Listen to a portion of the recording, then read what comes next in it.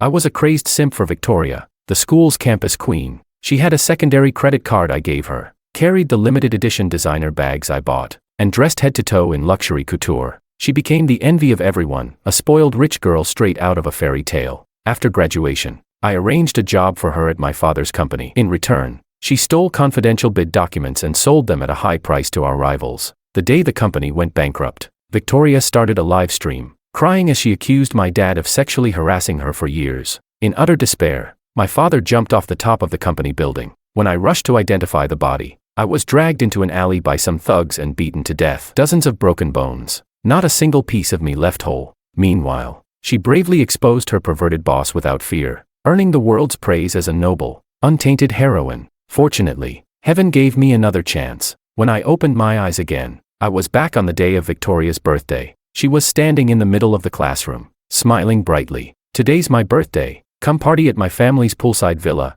3 days and 3 nights of fun." Everyone cheered with excitement. I pulled out my phone and instantly froze the secondary credit card in her hand. At the same time, I messaged the butler, "Don't let even a fly into the house today." Chapter 1. Victoria, you're seriously the nicest, pretty and kind, it's totally you. I've never been to a pool villa in my life. Finally get to see one today. Pretty face, top grades, lives in a mansion, she's a walking rich girl fantasy. Obviously, that poolside villa's one of Vic's family estates. The moment Victoria said she was throwing a party at her family's pool villa, the whole class exploded with excitement, and there she was, dressed in a brand new pastel pink Chanel-inspired set, sweet and elegant. She really looked like a little princess raised with nothing but love. I couldn't help but scoff coldly. In the sea of compliments, the sound was jarringly out of place. Victoria turned and looked at me. "Domingo, the homeroom teacher just said we need to collect personal info from everyone in class today. You're always so meticulous. So maybe you should skip my birthday party." I stayed silent, still struggling to process the fact that I had been reborn. In my last life, I first met Victoria at a ceremony where my dad was funding scholarships for underprivileged students. She was wearing a patched-up, ill-fitting outfit with frayed sleeves that had been washed too many times. Head down, timid, standing at the very end of the line, totally unremarkable. I had heard her story from my dad, heartbreaking stuff. Her father had died after falling from a high place while working. Her mother, obsessed with favoring boys, treated her like a servant after her father's death. Victoria had to cook, clean, and wash clothes for the entire family while still in elementary school. If she slipped up even slightly, her mom would curse her out, or even beat her. And now, to scrape together tuition for her younger brother, who couldn't even pass his middle school entrance exams, her mom was ready to sell her off to some 60-year-old man in the mountains. My dad, kind-hearted as he was, paid for all of Victoria's tuition and even hired her mom as our family's housemaid. The moment I saw her, something in me snapped. I was overwhelmed by the urge to protect her. From then on, I pursued her like a madman, blinded by love. I gave her my secondary credit card and told her to use it freely. High-end clothes, limited edition handbags. If she even hinted at wanting something, I'd have it in her hands the next day. There were plenty of guys at school who chased her, but I was the most extreme. My simp behavior made me hated by the other guys. They isolated me, bullied me, treated me like trash, but I didn't care. Victoria held my card, wore my designer outfits, and flaunted handbags worth hundreds of thousands. She became the school's ultimate campus goddess, the fantasy rich girl everyone adored. I thought my devotion would touch her heart, that she'd fall for me in the end. But in the end, I was nothing more than a stepping stone for her to climb higher. Chapter 2. On the surface, she looked gentle and sweet, but in reality, her toxic upbringing had left her with severe delusional paranoia. She shamelessly enjoyed my simping, yet resented the fact that I never had to lift a finger to live in luxury. She even used me to steal confidential bid documents, causing my father's company to break its financial chain. The day the company declared bankruptcy, she went live on social media, sobbing about how my father had sexually harassed her for years. My dad couldn't defend himself. The shame was too much. He jumped off the company building, dead on impact. On the way to identify his body, I was dragged into an alley and beaten to death by gangsters. Dozens of fractures, not a single inch of my body left intact. Before I lost consciousness, I heard one of them making a phone call. "Hey sis, relax, he's dead. From now on, this sucker's company is ours." I knew that voice. It was Victoria's younger brother. Seeing that I still didn't react, our class rep Lucas couldn't take it anymore. He stormed up to me. "Didn't you hear what Victoria said? She's giving you a chance to collect everyone's info. Don't act like you're too good for it." Lucas was another hardcore simp for Victoria, on par with how I used to be. When the others saw I still didn't speak up, they joined in. Seriously, Everyone knows you've been simping for our Queen Vic since freshman year. Man was relentless. His love letters could fill an entire drawer. Someone even pulled out one of my old letters and read it aloud in a mocking voice. And so, I walked 99 steps toward you, following the voice of my heart countless times. In the moment I loved you most, I gave myself to you. He read it in a greasy, over-the-top tone full of fake sentiment. Queen Vic, you must not bring Domingo the hillbilly with you. What if he totally misreads the situation and confesses during your birthday party? Exactly. Look at that clingy loser vibe. He's definitely capable of doing something like that. He'll probably pull out another love letter and read it in front of everyone. God, I'm already cringing so hard my toes are curling. Well, since everyone feels that way, I guess I won't be inviting Domingo to my birthday party this year. Victoria's eyes sparkled as if she'd made a huge decision. Everyone burst out laughing, their ridicule echoing through the room. She turned to me. Sorry, Domingo. It's what the group wants. I can't help it. Watching her put on that classic innocent act routine, I chuckled coldly. Well, since I'm not invited, I won't go. Just a reminder though, that poolside villa may be nice, but it's not your house. Don't mess up. With that, I walked straight out of the classroom. Behind me, a wave of mocking comments followed. There's no way Queen Vic would throw a party at someone else's pool. This guy must be nuts. Yeah, look at him, total broke loser. Once I stepped out of the school building, I called the bank and had Victoria's unlimited secondary card cancelled on the spot. Then I called the butler and told him, not even a fly gets through the gates of the poolside villa today. This simp. I'm done playing that role, without me. I'm dying to see how you're going to keep up your little rich girl act now. Chapter 3. I looked up at the moon in the sky, and for the first time, the weight in my chest lifted. Thank God for giving me another chance. This time, I won't let myself be blinded by love. I'll make that fake, two-faced woman pay the price she deserves. Judging by the time, I headed toward the school gate. I hadn't even reached it when I saw 10 luxury vans parked in a straight line, an extravagant display. Victoria stood there looking elegant, while Lucas buzzed around helping classmates get into the vans, grinning like he owned the place. Domingo, why are you here again? A sharp-eyed classmate spotted me and shouted, yeah, weren't you told to stay and organize everyone's info? There was a hint of annoyance in Victoria's tone. I answered flatly, just going home for dinner. Didn't realize that was a crime. Victoria hadn't responded yet, but her pack of simps already started barking. If you want to crash the party, just say it. No need for such a lame excuse. I'm cringing for you. Victoria gave a mocking smile, but still kept up her fake virtue act. We're all classmates. Let's not be like this. It's understandable if Domingo wants to join in. One of the simps sneered. Victoria, you're too kind. Guys like Domingo, shameless as he is, are capable of anything. Everyone laughed, and Victoria's lips curled slightly, though she kept wearing that hypocritical expression. We shouldn't judge people with bias, she said, pretending to take the high road. Watching her act like that, I couldn't help it. I let out a laugh. My scornful attitude infuriated Lucas. He rushed at me and punched me right in the face. Caught off guard, I didn't even have time to dodge. Just as I was about to strike back, I noticed a familiar car slowing to a stop near the street corner. A smirk crept across my face. Victoria, aren't you going to say something?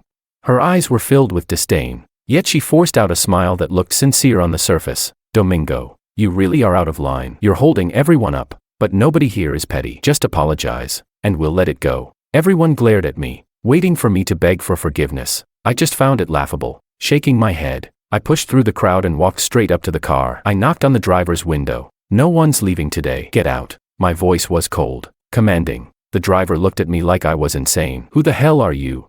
Just then, Victoria stormed over, face twisted in frustration, as if I were some lunatic. Domingo, don't push your luck. If you wanted a ride, I'd usually let you take the car. But today, we actually need it. But those 10 vans, they were a birthday gift from my dad when I turned 18. And yet here we are, when the tiger stays quiet, the monkeys think they run the mountain. Can't even recognize the real owner. Want to flex? Then I'll make sure to slap your face with reality. I raised my hand and waved. From not far away, a middle-aged man walked toward us. Victoria followed my gaze, and her face turned ghostly pale. Domingo. Her voice trembled, barely above a whisper, with a hint of pleading. But that wouldn't change anything. I wouldn't help her again. In fact, I wanted to see her humiliated. Chapter 4. The men came closer, finally stopping in front of me, then gave me a deep, respectful bow. Seeing the butler's attitude toward me, the driver, who just seconds ago had looked at me like I was trash, stumbled out of the van in a panic. Victoria had lost all composure. She rushed to my side, practically shrieking, Domingo, what are you doing? Why did you call Pablo over? Are you trying to embarrass me in front of everyone? What, do you want to come to my birthday party that badly? Fine, I'll let you in. Just send Pablo away. I didn't say a word. I just stared at her. She kept trying to look pitiful. But sorry, that trick doesn't work on me anymore. When I stayed silent, she turned to Pablo with a trembling voice, barely audible. Pablo, please, just this once, can we borrow the vans? I swear it won't happen again.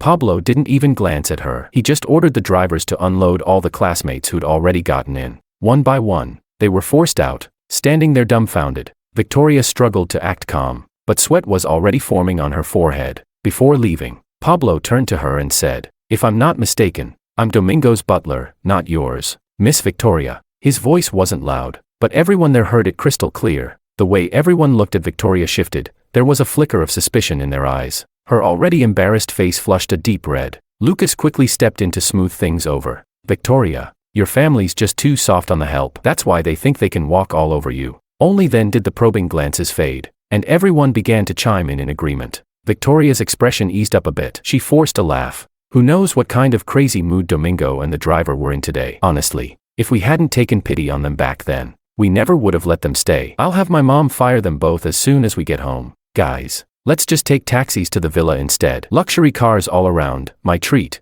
The awkward tension from earlier instantly broke, and the energy reignited. Outside the school gate, groups of students flagged down cabs, loud and excited. No one paid any attention to me as I got into the Rolls-Royce parked quietly at the corner of the alley. Back at the villa, just as I was about to step inside, Victoria's mother, Robin, stood in my way and started shrieking at me. "Domingo, what the hell is wrong with you today?"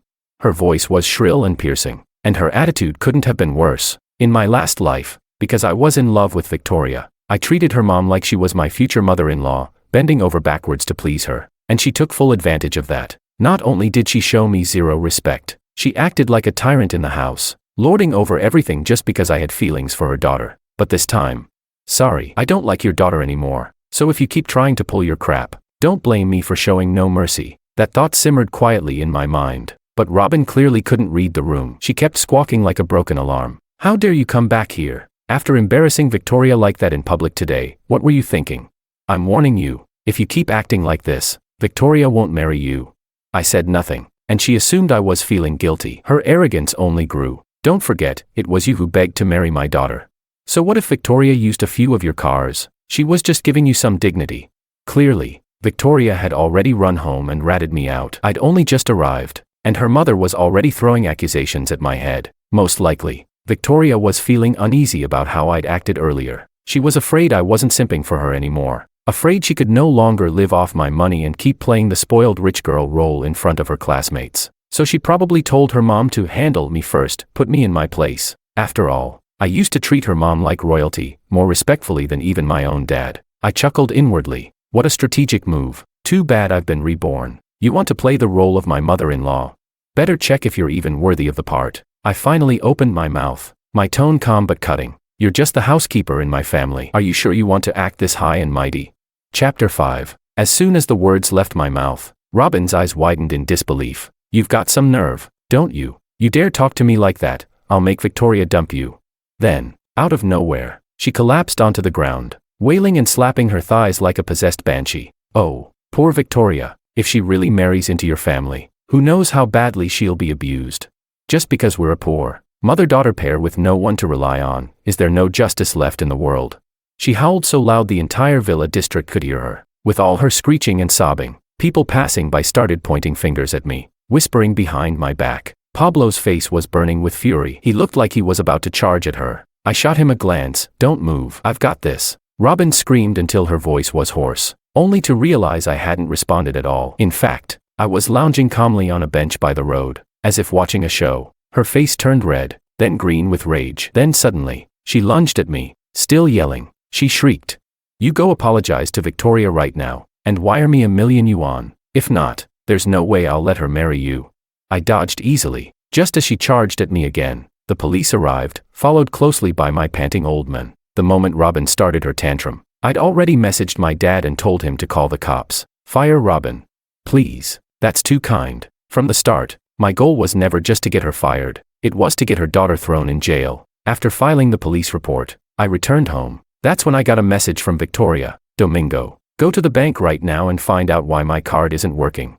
I need to pay for the taxi. Fix it in 3 minutes or else. Even through the screen, I could practically see her giving orders with that usual entitled expression on her face. I muted my phone and tossed it aside. Not worth a second thought. This was just the appetizer. The main course was still coming. An hour later, my dad walked in grinning and handed me a live feed from the villa's security cams. There was a massive group of people standing outside the gates, dragging suitcases and bags of all sizes. A squad of security guards was blocking them. Right at the front of the crowd, Victoria. She no longer looked composed or elegant. Her hair was a mess. She was waving her arms, phone in hand, desperately trying to negotiate with the guards. She looked like a total clown. I glanced at my muted phone, just as expected. Dozens of unread messages and missed calls. Victoria was still calling non-stop, refusing to give up. I sneered. Well, since you're so eager for me to show up, I might as well drop by. She thought I was coming to open the gate for her, but the moment I arrived, the security guards straightened up and bowed respectfully. Young master,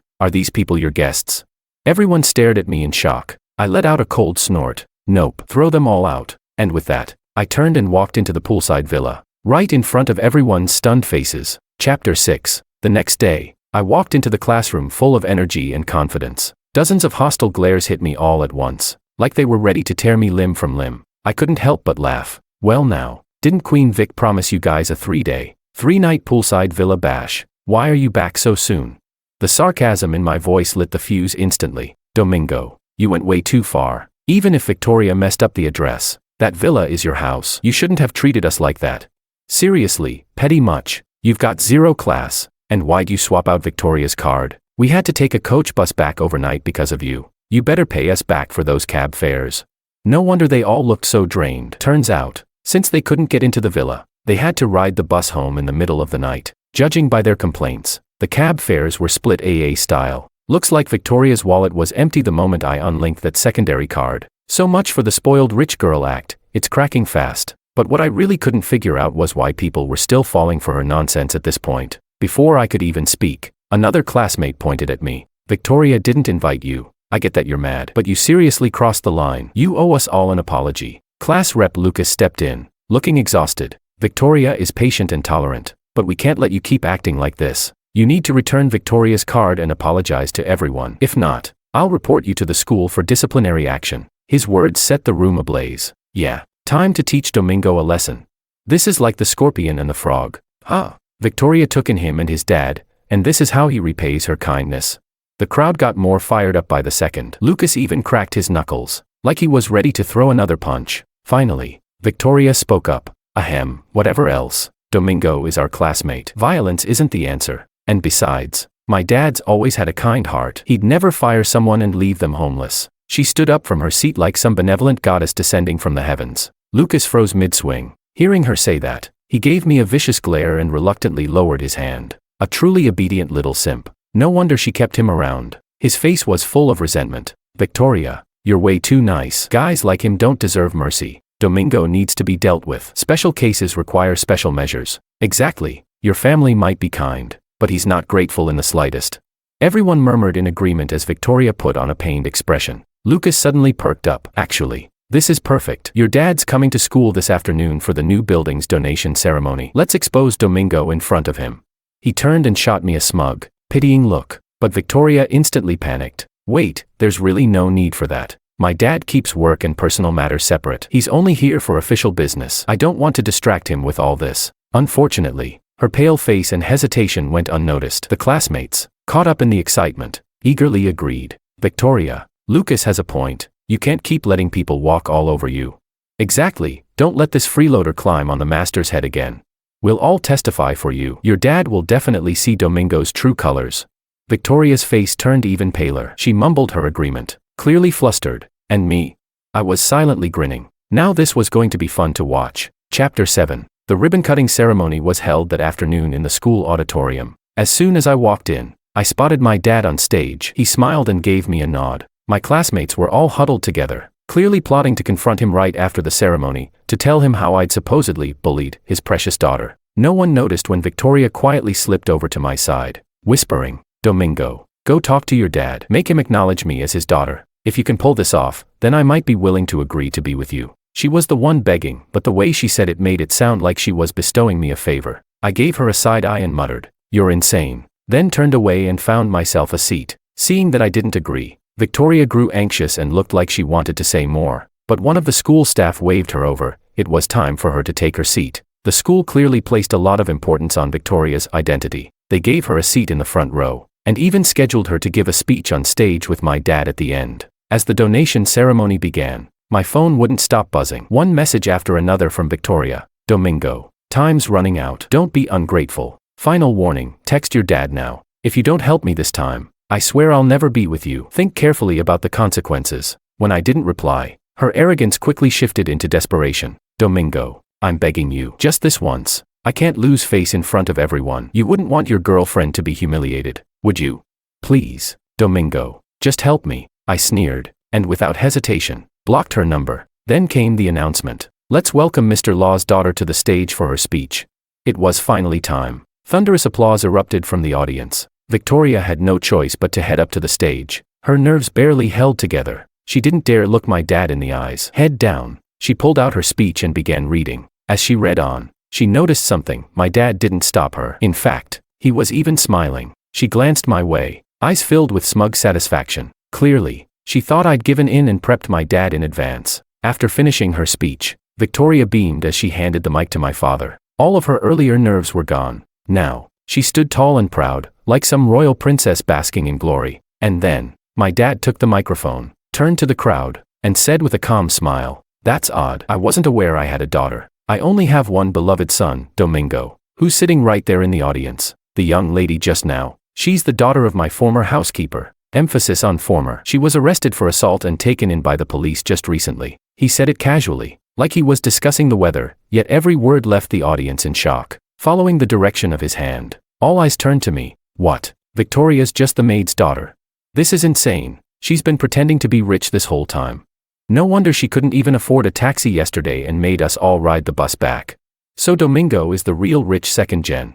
Wow, talk about not judging a book by its cover. Chapter 8. The whole auditorium was buzzing. Everyone's eyes were locked on me and Victoria. I curled my lips into a smirk. This wasn't enough. Right then, the auditorium doors burst open. More than a dozen police officers charged in. Victoria, you are under investigation for credit card fraud, involving a sum of 10 million yuan. You need to come with us immediately. 10 million.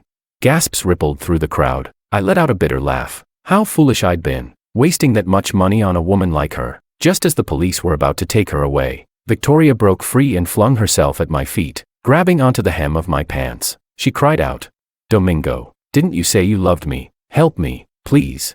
Tell them it was all a gift from you. Say it was voluntary." Her hair was a mess, sweat dripping from her forehead, completely disheveled. Where was the cold, classy spoiled rich girl now?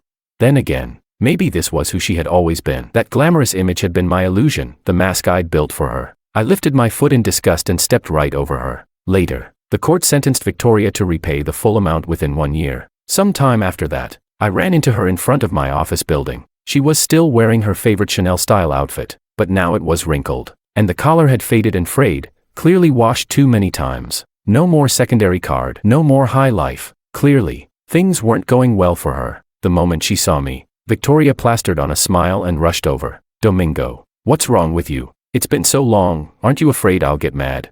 Arms crossed, I stared at her blankly, hiding my disdain behind a calm expression. Seeing I didn't respond, she took another step forward, and for the first time, held my hand. "Look, we're holding hands now. That means we're together. I know, you're still mad about the birthday party, right? I'm sorry. Okay, but now that we're boyfriend and girlfriend, we're in the closest relationship there is, so there's no need for me to repay that money, right? Just tell the cops it's settled. And also, could you reactivate my card? I haven't had new clothes to wear in forever." She tilted her chin proudly, looking down on me like she was granting me a royal favor. Her soft, fair hand rested in mine, a scene that, in my past life, would have made me grin like an idiot in my sleep, but now, it just made my skin crawl. Without a flicker of hesitation, I shook her off. Victoria froze, stunned. "Domingo, what's that supposed to mean? You don't want to be with me?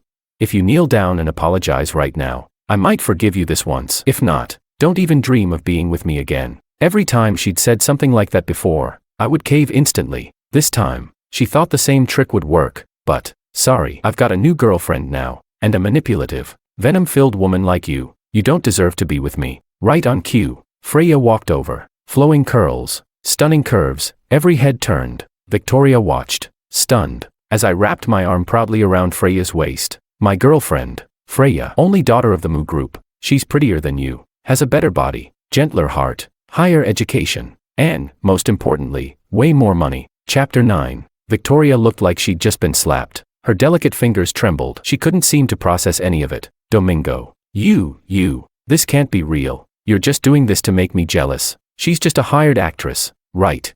Her voice was full of disbelief and desperation. You did all this to get my attention, didn't you? That's what this is. You're supposed to love me. She grew more hysterical by the second, finally trying to slap me. I shielded Freya instinctively. The security guards moved fast, hauling Victoria up and tossing her out of the building. But I never expected how far she would go next. She started a live stream, trying to stir up public outrage, turn the internet against me. On camera, she wore carefully smeared, broken doll makeup to look pitiful. She cried on stream like a tragic heroine, tears falling like raindrops. She called me heartless, a traitor who abandoned her without a second thought. She said, I know I'm not as rich as the Mu Group's princess, but I truly loved him. Is love worth nothing in the face of money? I refuse to believe it. Everything you ever wanted, we could have had it. If only you'd waited a little longer. Domingo, I was so good to you. Don't you have a heart? Within an hour, her stream hit 5 million live viewers. The comment section exploded. How could anyone dump a girl this beautiful? What's wrong with this world? Trash men deserve to die. The entire internet sided with her, flaming me so hard even my own mom might not recognize me. The backlash snowballed. Even my engagement to Freya got dragged into it. Everyone was waiting to see me crash and burn. I turned straight to the legal team and had them send Victoria a cease and desist. She had 1 year to repay the 10 million. It's been more than half a year. Not a cent has come back. You messed with the wrong guy. You kicked a wall of solid steel. Right after we sent the letter, Victoria called. You think some warning letter can scare me? Enjoy getting mobbed online. You brought this on yourself. But if you cancel the debt and give me another card, I'll forgive you. One last chance. I hung up on her without a word. Absolutely insane. Chapter 10. I knew she couldn't pay back that 10 million. She'd been spoiled by a life of handouts for too long, long enough to lose any ability to earn for herself. Now, her entire brain was wired for shortcuts and scams. And let's not forget, she had a mom and a little brother at home who only knew how to ask her for money. I figured she might try something dirty. But when I saw Victoria's face appear on the company surveillance footage again after so long, I didn't expect her to pull the exact same stunt. She used the same scam she did in my previous life. Back then, she had access to core documents as an executive. This time, she had to sneak in disguised as a janitor. Too bad I wasn't stupid anymore. I'd already installed high-definition cameras in every corner of the company, no blind spots, no leaks, and I'd replaced all the real tender documents with fakes ahead of time. Since you love stealing so much, I'll let you steal to your heart's content. But the consequences? Let's see if you're ready for them. Just as she was rummaging through the office, the police burst in again and slapped the cuffs on her wrists. After that, I made the truth public. The company remained completely unaffected. But Victoria spiraled. The next time I saw her, I almost didn't recognize her. In just a few months, she'd aged far beyond a college graduate. Heavy makeup, tight bodycon dress, gaudy gold jewelry. She looked like a tacky nouveau riche cliché. Her bright red fingernails clutched a bank card, which she slammed onto my desk. It's just 10 million. Right. Here, take it. Consider it a gift from me. I'm doing just fine without you. Even if you got down on your knees and begged me now, I wouldn't give you another glance. Without waiting for a reply, she lifted her chin arrogantly and stormed out. Later, my private investigator filled me in. Apparently, Victoria was cozying up to Mr. Chan of the TF group. She'd moved into his penthouse apartment, going in and out with him like a couple. I knew Chan. Sure, he had some money, but he was pushing 60, old enough to be Victoria's father. Pot-bellied,